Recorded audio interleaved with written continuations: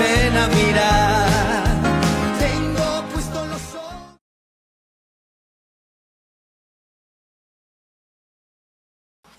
Capítulo 3 de Apocalipsis, el versículo 14.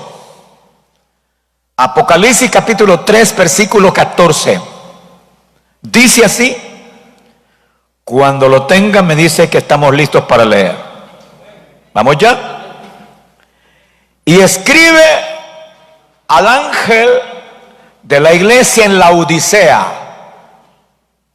he aquí el amén, el testigo fiel y verdadero, el principio de la creación de Dios, dice esto. ¿Qué dice el Señor Jesús? ¿Qué le dice Jesús a este pastor de esta iglesia y a esta iglesia? Yo conozco tus obras, que no eres frío ni caliente. Ojalá fuese frío o caliente. Pero por cuanto eres tibio y no frío ni caliente, te vomitaré de mi boca. Porque tú dices: yo soy rico y me he enriquecido y de ninguna cosa tengo necesidad, y no sabes que tú eres un desventurado, miserable, pobre, ciego y desnudo. Por tanto, yo te aconsejo que de mí compres oro refinado en fuego, para que seas rico, y vestiduras blancas para vestirte, y que no se descubra la vergüenza de tu desnudez, y unge tus ojos con colirio para que veas. Yo reprendo y castigo a todos los que amo. Sé pues celoso y arrepiéntete. He aquí yo estoy a la puerta y llamo. Si alguno oye mi voz y abre la puerta, entraré a él y cenaré con él y él conmigo. Al que venciere, le daré que se siente conmigo en mi trono. Mire qué gran promesa, ¿no? Repítalo. Al que venciere, le daré que se siente conmigo en mi trono, así como yo he vencido y me he sentado con mi Padre en su trono. El que tiene oído, oiga lo que el Espíritu dice a las iglesias. Comencemos. Es apasionante, pero al mismo tiempo es de reflexionar con mucha seriedad, el leer despacio y analizar y meditar. Oiga, meditar con responsabilidad cada una de las 7 cartas que el Señor Jesús le envía a cada pastor de estas iglesias. Esta es la última. Ya vimos la primera, la iglesia de Éfeso, luego la iglesia de Esmirna, después la iglesia de Pérgamo, luego vimos la iglesia de Tiatira, pasamos por la iglesia de Sardis. Estuvimos en la entrega anterior en la iglesia de Filadelfia y hoy concluimos con la iglesia de Laodicea. Si ustedes no me fallan, el próximo martes, si así el Señor nos permite, haremos un resumen de las 7 cartas. Oiga, un resumen donde veremos cosas que nos sorprenden. Por ejemplo, donde Jesús a todas les dice: yo conozco tus obras. A las 7. Y esto debe llamarnos la atención, porque decimos a las iglesias, pero primero a quien se dirige es al pastor. Aquí dice: escribe al pastor, al ángel de la iglesia. Mire qué responsabilidad los que somos pastores y los que quieren ser pastores. Es una gran responsabilidad, ¿no? Si usted observa lo que leímos, ya verá qué responsabilidad más seria. Antes quisiera compartirle el contexto histórico para entrar al desarrollo.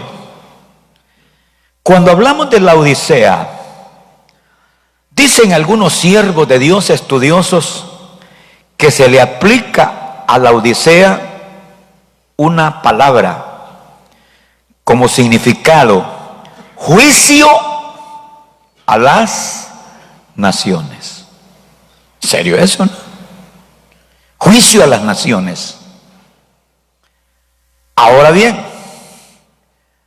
todos los siervos de Dios que se han dedicado al estudio, buscando el rostro del Señor para entender este libro y particularmente estas cartas, concluyen en que las 7 iglesias se puede aplicar, las 7 cartas y las 7 iglesias se puede aplicar a la historia de la iglesia.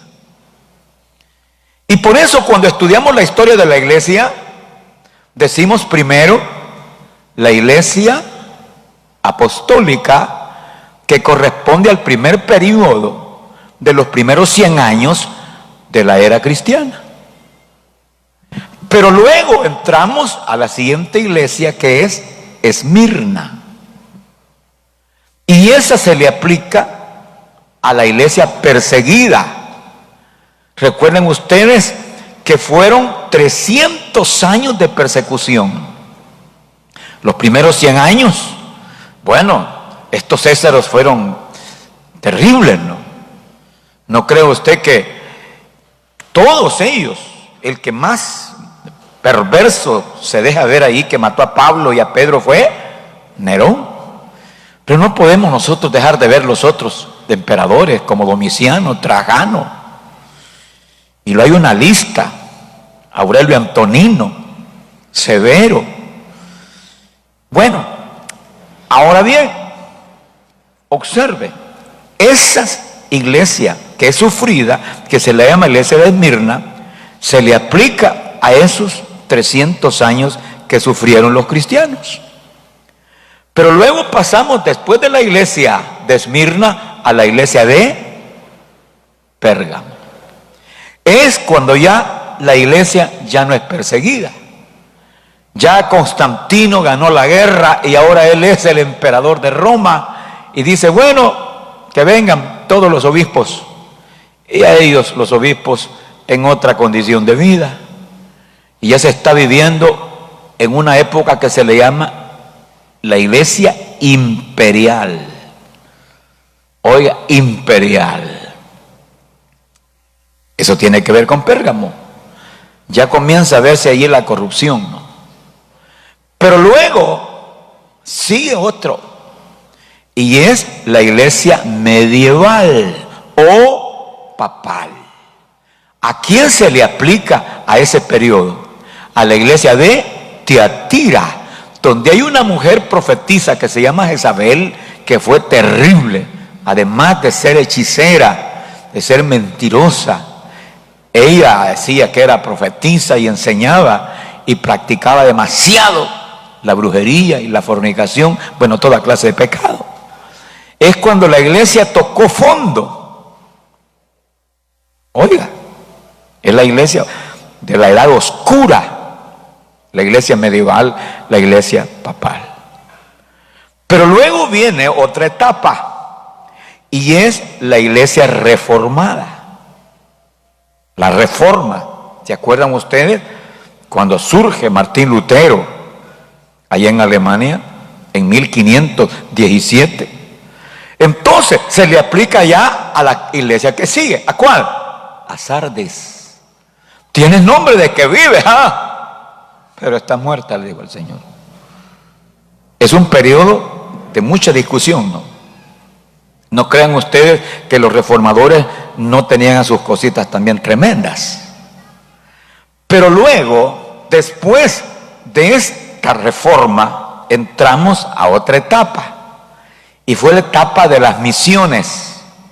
Las misiones, cuando los misioneros, bueno, no se quedaron ahí, sino que el evangelio, la palabra, llegó a Inglaterra y se quedó en Inglaterra.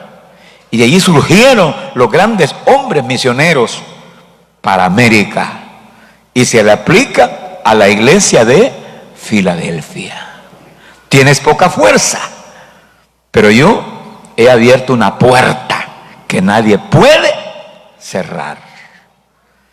Es la penúltima. Y luego la última iglesia, que es la que nos ocupa hoy, la iglesia de la Odisea. ¿A qué periodo se le aplica? Al último.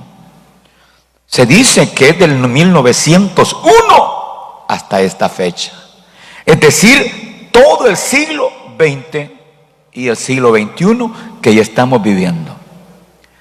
Ahora, analice usted, deténgase. ¿Qué le dice Jesús al pastor y a la iglesia? Esto es terrible, ¿no? Conozco tus obras. Oiga, conozco tus obras. ¿Y qué más le está diciendo? En ese versículo 15. Que ni eres frío ni caliente. Y si no es frío ni es caliente, ¿qué es? Pues tibio. Y se lo dice el Señor en ese versículo 15. No eres frío ni caliente, ojalá fuese frío o caliente, pero por cuanto eres tibio y no frío ni caliente, subraya, te vomitaré de mi boca. Oiga, te vomitaré. ¿Qué es lo que se vomita? Lo que da asco. ¿Qué es lo que se vomita? Lo que da náuseas. No se consiente. Esto es delicado, muy delicado para nosotros. Oiga, la iglesia del siglo XX que ya pasó y del siglo XXI. Ahora quiero que se fije. Primero Jesús hace una presentación. Se presenta delante del pastor y delante de la iglesia. Y cuando Él se presenta, yo sí le llamo la presentación, que es el número 1. Cuando Él se presenta, le está diciendo que Él es el testigo fiel. Si usted lee el versículo 14, escribe al ángel de la iglesia en la Odisea: he aquí el amén, el testigo fiel y verdadero, el principio de la creación de Dios, dice esto. ¿Cómo se presenta Jesús? Como el testigo fiel. Pero subraye, no solamente eso, el testigo fiel, sino el principio de la creación. Entonces, la presentación de Él: aquí estoy, pastor, iglesia, aquí estoy, soy el testigo fiel y soy el principio de la creación. Mire cómo se presenta. Ya lo demás, pues ya lo veremos. Quiero que veamos el desarrollo. Este es como la entrada, ¿no? Pero antes de ver el desarrollo, quiero que veamos el aspecto histórico, el marco histórico en pocas palabras. Esto solo ponga atención. Se sabe que esta ciudad de la Odisea, oiga, la Odisea fue construida por un rey que se llamaba Antíoco II. Y que este Antíoco II era descendiente de los Seleucidas, o diríamos de Seleuco. Yendo más atrás, ¿se acuerdan ustedes del gran guerrero conquistador Alejandro el Magno? ¿O el Grande, Alejandro el Grande? Sí, ¿verdad? Qué lástima que murió muy joven, de 32 años. Él tenía 4 generales tremendos. Y dentro de esos generales estaba Seleuco. Oiga, y el otro era Ptolomeo. Los otros son irrelevantes. Lisímaco. Y el otro, se me escapa el nombre. Casandro. Ajá. 4 generales. Pero Seleuco se posiciona de Siria. Y Siria está pegadita a Israel, al lado norte, como que dijéramos nosotros aquí, Honduras. Pues ahí estaban los seleucidas. Este Antíoco II es descendiente de Seleuco. Ahora, viene este hombre, este rey llamado Antíoco II, y funda esta ciudad que se llama, ¿cómo se llama? No confundan, no la iglesia la fundó, sino la ciudad. ¿Cómo se llama? Laodicea. Y oiga, y le puso ese nombre de Laodicea en honor a su esposa, a su mujer, porque así se llamaba, Laodicea. No es malo amar a las esposas, no. Es más, Dios lo manda que las amemos. Tanto la amaba, que le puse el nombre a la ciudad de Laodicea. Pero ¿sabe con qué le pagó ella? Lo envenenó, lo mandó a matar. ¿Quién sabe por qué? Pero aquí no nos interesa estar averiguando eso, ¿no? Lo que nos interesa es, ¿por qué se llama Laodicea? ¿Por qué este Antíoco le puso el nombre a su mujer? ¿No? Ahora, se sabe de esta ciudad, de Laodicea, fíjese, que era una ciudad comercial de mucho movimiento, ¿no? Ahora, y que en los tiempos de Cristo Jesús, mire qué interesante, se volvió esa ciudad de Laodicea como la ciudad residencial de un gran personaje. Oiga, ¿quién era? El cónsul romano. Pero en los tiempos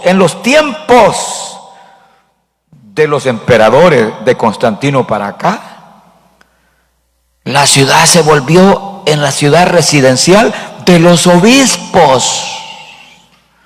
Ya los obispos no eran aquellos viejitos pelones que estaban allá escondidos en las catacumbas, y ahora eran unos señorones que se codeaban con el emperador y vivían en Laodicea porque era una linda ciudad. Como quien dice, me voy a ir a comprar una casa a la mejor colonia. Así eran las cosas, ¿no?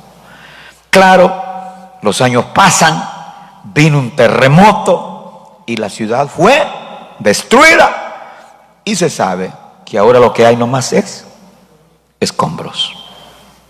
Qué tremendo, ¿no? Eso es lo que, en resumen, pueden haber más cosas de la Odisea, ¿no? Pero lo que nos debe interesar ahora, ya le dije primero, la presentación de Jesús. ¿Cómo se presenta Jesús?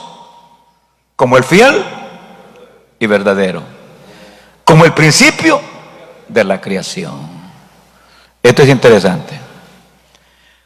Pero sobre todo me interesa la segunda palabra, que es necesaria. Óigame, el reconocimiento. Casi en todas las iglesias se le hace un reconocimiento. Imagínense que la iglesia de Éfeso, a pesar de que había dejado su primer amor, que era Cristo, él le hace un reconocimiento y le dice: mira, estás trabajando duro por mi causa, estás trabajando, qué bien. Hace un reconocimiento. Pero a esta iglesia, ¿cuál es el reconocimiento que le hace? Ninguno. No hay reconocimiento. Entonces tenemos que dar un saltito. Después de la presentación y el reconocimiento que no hubo, ¿cuál es? El cuestionamiento. Repitan conmigo: el cuestionamiento. Oiga, unos le llaman reclamo. Usted puede decir reclamo o cuestionamiento, es lo mismo. Aquí hay 5 cuestionamientos que usted puede tomar nota. 1, el primer cuestionamiento: yo conozco que no eres frío ni caliente. Qué tremendo eso, ¿no? ¿Sabe cómo se le llama eso? Mediocridad. Pero además de eso, ¿sabe cómo se le llama eso? Indiferencia. Esto es terrible. Yo no sabía esto, que Jesús no puede digerir a un cristiano indiferente. Hace un tiempo conocí a un predicador que tenía sus maldades y sus perversidades. Y medio mundo lo criticaba y lo señalaba y le ponía el dedo. Y claro, yo tampoco estuve de acuerdo con las cosas que hacía. Pero resulta que por allá habían otros predicadores encerrados en cuatro paredes. Señor, yo no soy como aquel, mundano, pícaro, en fin. Pero aquí viene lo serio. Estos que decían, Señor, yo no soy como aquel, como que eran fariseos, no ganaban ni un alma. Nada. Pero el tremendo, el que la gente lo señalaba como mal siervo, no voy a decir la palabra pícaro. Ese, mire, gana gente por todas partes.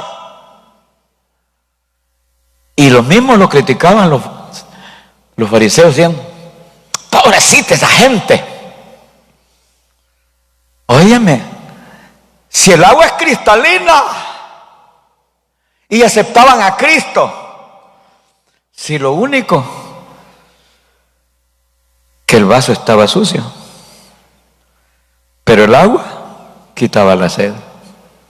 No sé si me expliqué. Las personas que son santurronas y no ganan un alma que se salve,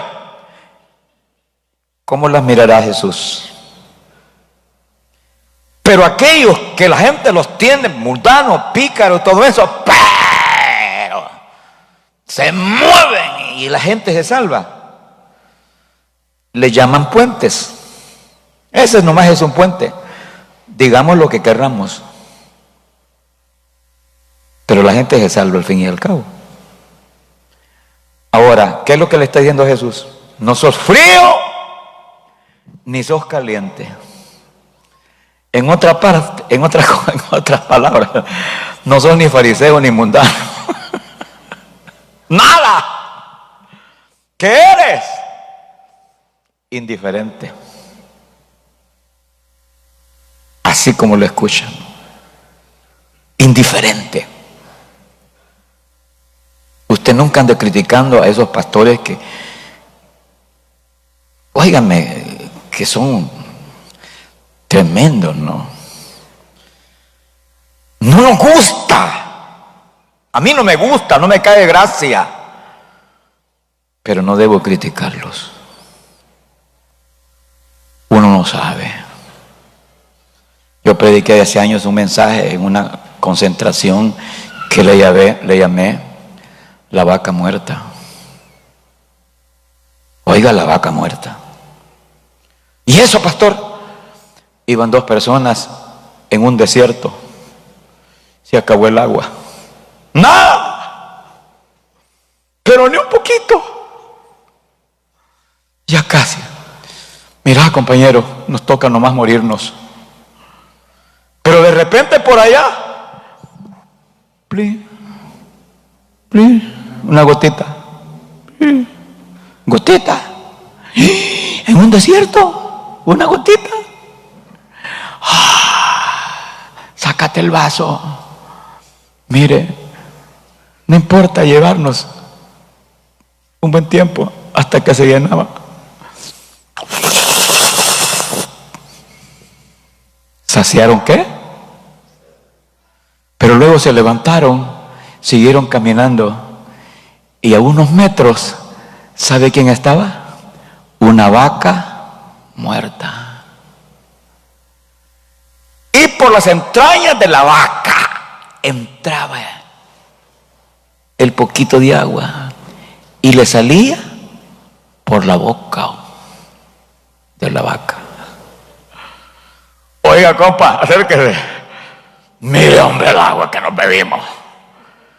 Mire cómo entra esa gotita de agua ahí por las entrañas de la vaca y sale por la boca de la vaca. ¡Wow!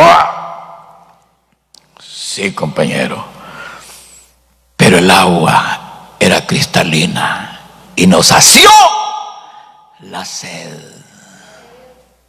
Moraleja: más de alguna vez va a haber un malcriado predicando que a lo mejor es un malcriado que hace cosas desagradables, pero cuando está predicando fluye la palabra, y la palabra no es inmunda. Él es el inmundo, pero la palabra no es inmunda. La palabra es cristalina y la palabra sacia. ¿Comprendieron ahora? Por lo tanto, usted no ande criticándonos.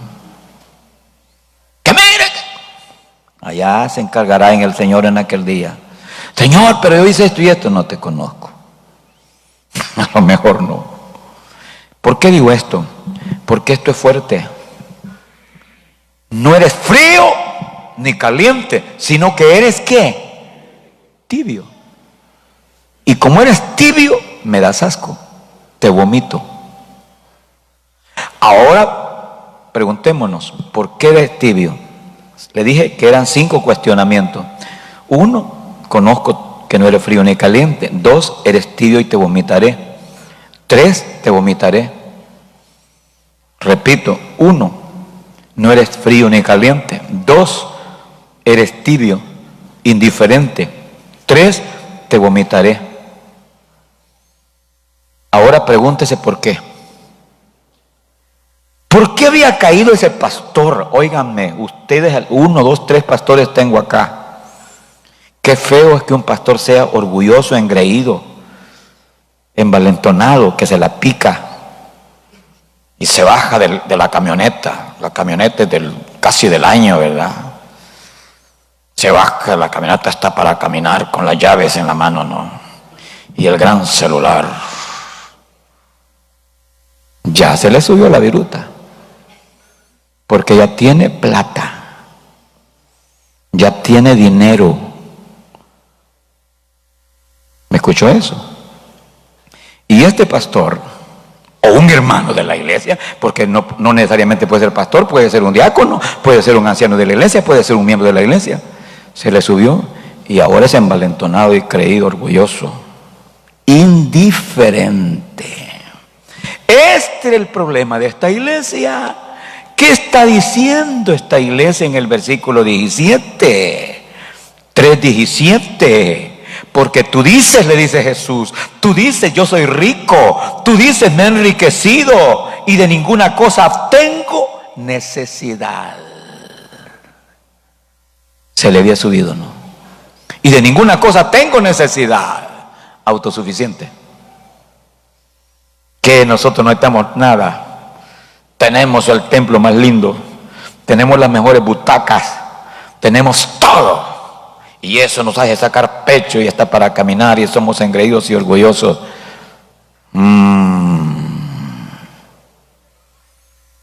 Quisiera ver esos pastorones, ¿no? Perfumados en una iglesita de polvo, el piso de polvo, tirados en el piso, llorando delante de Dios. Este pastor, el Señor le da una buena. ¿Qué le dice el Señor a este pastor y a esta iglesia? Bueno, tú dices, yo soy rico, tú dices, me he enriquecido, tú dices, no tengo necesidad. Pero ¿qué le agrega al Señor? Mire el siguiente cuestionamiento, versículo 17, cuestionamiento número 5. Y no sabes. Léanlo, es el versículo 17, la segunda parte. Y no sabes. Porque tú dices, yo soy rico y me he enriquecido y ninguna cosa tengo necesidad. Y no sabes. ¡Oh Dios! Esto me asusta. Y no sabes quién eres. Pastor, y no sabes quién eres. Hermano, ¿y usted sabe quién es usted? Yo se lo dije al entrar al pastor, mira, le digo, esta carta me asusta. Y me dice el Señor, mira, José de la Paz, ¿y vos sabés quién sos? Yo agacharía el rostro. Créamelo. Yo lo agacharía el rostro. Porque a mí un tiempo se me tildó de orgulloso. Y es posible que era orgulloso, ¿no? Es posible. No crean. Hay veces que uno se la pica y se la cree, ¿no? Y le gusta lucir con sombrero ajeno lo que Dios le da. Si uno no tiene nada, solo son los 150 libras de peso. Si la gracia y lo bueno que tenemos viene de arriba, Él lo ha dado. ¿Qué le dijo el Señor? Y no sabes ¿qué? ¿Quién eres? Ahora, ¿qué le dice? Y no sabes que eres un desventurado. ¿Y sabe qué es desventurado? Desdichado. Y no sabes que eres un desventurado. 2. ¿Y qué más? Y no sabes que eres un miserable. Mire, a mí se me para el pelo de la espalda, ¿no? Dije a mí, usted no sé, es cosa suya. Eres un miserable, Dios mío. Pero no solo eso, un miserable, eres un pobre. El populacho dice la gente, grosera la gente, un pobre diablo dice la gente, no. Pero el Señor dice, eres un pobre, ausencia de las riquezas de Dios, riquezas de Dios. No hay espíritu, no hay dones espirituales, no hay nada. Eres un pobre. ¿Pero qué más? Ciego. No hay visión. Está ciego. Ignorante. No entiende. Y por último, desnudo. 5 cosas: desventurado, miserable, pobre, ciego y desnudo. ¿Y a quién primero se lo dice? Al pastor. No, si es que este es un limoncito en la herida. Al pastor. Hoy entendemos por qué allá en Colombia, en el seminario de pastores, el pastor, ¿cómo se le llama? El anfitrión, dijo: siento de Dios que en la clausura de este seminario predique el pastor fulano. ¿Y quién era el pastor fulano? Un pastor de provincia, de pueblo, todo chancletudo, indio, indígena. ¿Para qué dijo eso el anfitrión? No, hombre, dijeron, si estando tanta eminencia el doctor fulano, el doctor en divinidades fulano, el reverendo fulano y el doctor fulano, y ese chancletudo. Pero el pastor local se mantuvo. En la clausura, bueno, y ahora va a predicar el pastor fulano. Mire, ¿y sabe qué hizo? ¿Sabe qué hizo? Lo primero que hizo el chancletudo, allá abajo dejó la chancleta y subió y comienza. Claro, ¿qué llevaba? Mire, un poder que no habían transcurrido 20 minutos y todo lo reventado, todos los reverendos y todos quebrantados, todos. ¿Quién lo hizo? El Espíritu Santo de Dios, utilizando a un hombre sencillo. ¿Escucharon eso? Es tremendo, ¿no? Por eso el Señor Jesús le está reclamando al pastor y a la iglesia, le dice: ¿qué te pasa? Estás diciendo que eres rico, que te has enriquecido, que no te hace falta nada y no sabes que eres un desventurado, un miserable, un pobre, un ciego y desnudo. Yo he agarrado mi parte como pastor, pero si lo aplicamos a la iglesia, ¿cómo se oiría? Una iglesia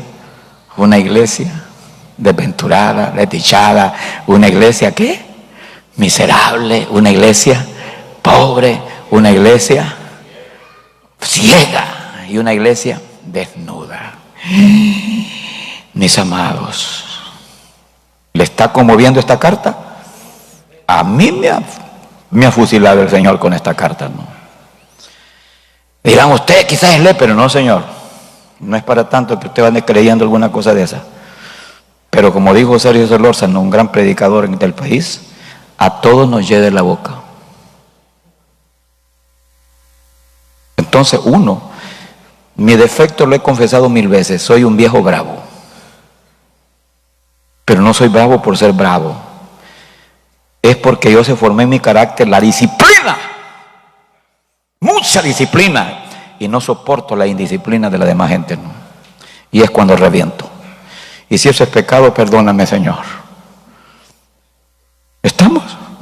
¿Pero qué prefieren ustedes? ¿Un pastor templado o aguado? Escoja usted. Vamos a lo que sigue. El Señor Jesús lo exhorta a esta iglesia y exhorta al pastor. Exhorta al pastor. ¿Qué le dice el Señor Jesucristo en el siguiente versículo? Te aconsejo. Hoy léase el versículo 18. Por tanto te aconsejo, ¿qué dice? Que de mí compres oro refinado en fuego para que seas rico. ¿Tú quieres ser rico, no? Pues compra oro refinado de mí. ¿Y qué más? ¿Qué más? Vestidura blanca para que te vistas. ¿Y qué más? Unge tus ojos con colirio. El Señor le está recomendando, yo le llamo eso exhortación, ¿no? Él exhorta a que lo haga. Ay, el tiempo se me terminó. Solo 5 minutos me quedan. Pero como es un estudio, yo lo voy a retomar en la próxima. Sin embargo, voy a redondear en estos 5 minutos. ¿Qué le está pidiendo el Señor al pastor y a la iglesia? Oro. ¿Sabe de qué habla el oro? Habla de la naturaleza divina. El apóstol Pedro dice que nosotros tenemos naturaleza divina. En nosotros hay ¿qué? Naturaleza divina. ¿Y qué significa eso? Que el Espíritu de Dios vive aquí. Y el Espíritu de Dios, óigame, no es naturaleza humana, es Dios. En otras palabras, Dios está aquí. Aquí hay naturaleza divina. Y si está Dios aquí, aquí hay oro. Cuando fluye el Espíritu de Dios, hay oro. Pero no hay nada de espíritu. Entonces, pues no hay nada. ¿Y qué le dice Jesús? Compra de mí. En otras palabras, tírate al piso. Ruega, pide, suplica. Y yo te voy a llenar de mi Espíritu Santo. Compra oro refinado. Claro, algunas veces tiene que ver esto también con los sufrimientos y las pruebas, ¿no? Tienes que estar dispuesto a todo. Si vas a ayunar y a orar, tienes que estar en el piso, pelándote las rodillas. Sacrifícate un poco. Pero el asunto es que la naturaleza divina esté en nosotros. Haya oro. Pero ¿qué más? Vestiduras blancas. Cuando uno no tiene vestiduras blancas, significa que está desnudo. Y si está desnudo, significa que ha estado pecando o está pecando. Si está desnudo, significa que está pecando o está en pecado. Está desnudo. Fue lo que le pasó a Adán y Eva. Pero él le dice, no te voy a mandar al infierno. Lo que te aconsejo es que te vistas vestiduras blancas. Y esas las tiene él. Las vestiduras blancas, el lino blanco, el lino fino, las vestiduras de justicia, las tiene Jesús. Vísteme, dígale, vísteme. Y luego le dice, compra el colirio para los ojos.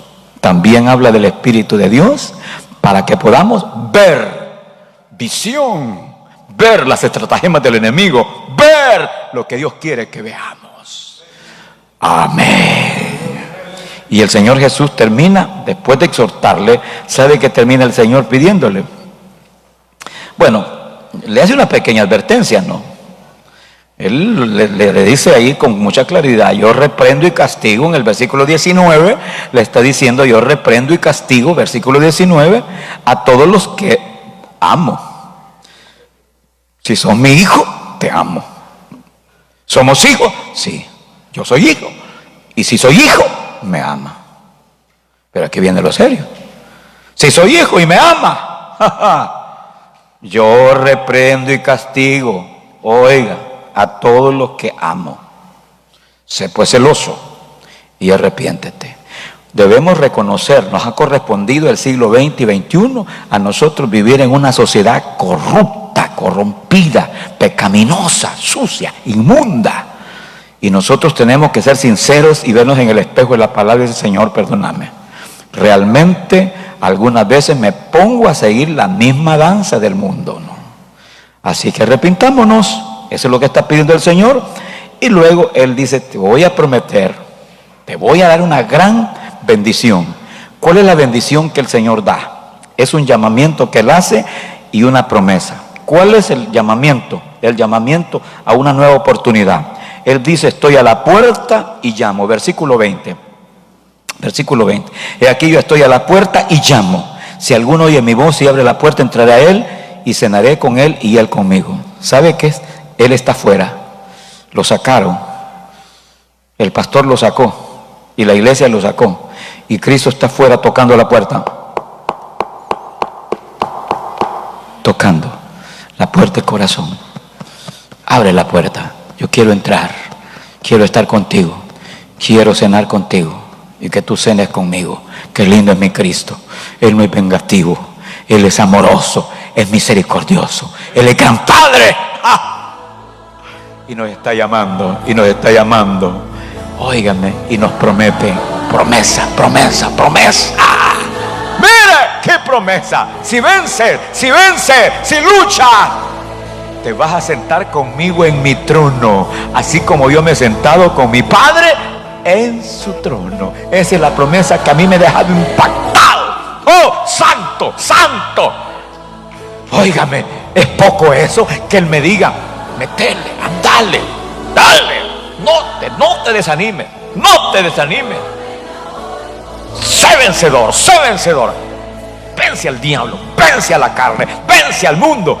Si lo haces, te vas a sentar conmigo en mi trono, como yo me he sentado con mi Padre en su trono. Yo quiero que lo adoremos a mi Cristo Jesús. Si gusta, levante sus manos hacia arriba, hacia el cielo. Dígale: mi Padre, mi Padre, mi Padre, mi Padre, te alabo, te exalto. ¡Oh! ¡Qué oportunidad, mi Señor! ¡Qué gran oportunidad! Tú estás tocando la puerta del corazón. Que reconozcamos que no podemos ser indiferentes, que no podemos ser tibios, que no podemos ser mediocres, indiferentes, que no podemos ni debemos ser engreídos, orgullosos, vanagloriosos. ¡Oh, mi Señor!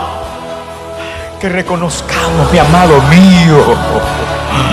Oh, ten misericordia, ten misericordia. Somos tu pueblo, somos tu rebaño, somos tu pueblo, somos tu rebaño, somos tu iglesia, somos tus hijos. Mi amado, mi amado, mi amado. Bendice a mis hermanos, bendice a mis hermanos, bendice a tu pueblo, bendice al pastor Rafael Ortiz, tu siervo. Restáurale su salud por completo. Bendícelo con su hogar, su familia, en el nombre de Jesús. Bendice a mis hermanos aquí presentes. Bendice a mis hermanos que se quedaron en casa pero que están conectados. Bendice a mis hermanos de las filiales allá en Sudamérica y Norteamérica. Y bendice a todos mis hermanos donde estén. Mis hermanos, mis hermanos, mis hermanos. Esta palabra es fuerte, dura, pero es palabra de Él. Y démosle gracias porque nos abre los ojos para entenderla y rectificar muchas veces nuestros propios errores. La sangre de Cristo nos limpia de todo pecado. La sangre de Jesús y su Espíritu nos llena y nos levanta y nos anima. Dele gracias al Señor. Dígale: gracias mi Padre, gracias mi Padre, gracias, gracias. En el nombre de Jesús, mi Señor. Amén. Y este pueblo dice: amén.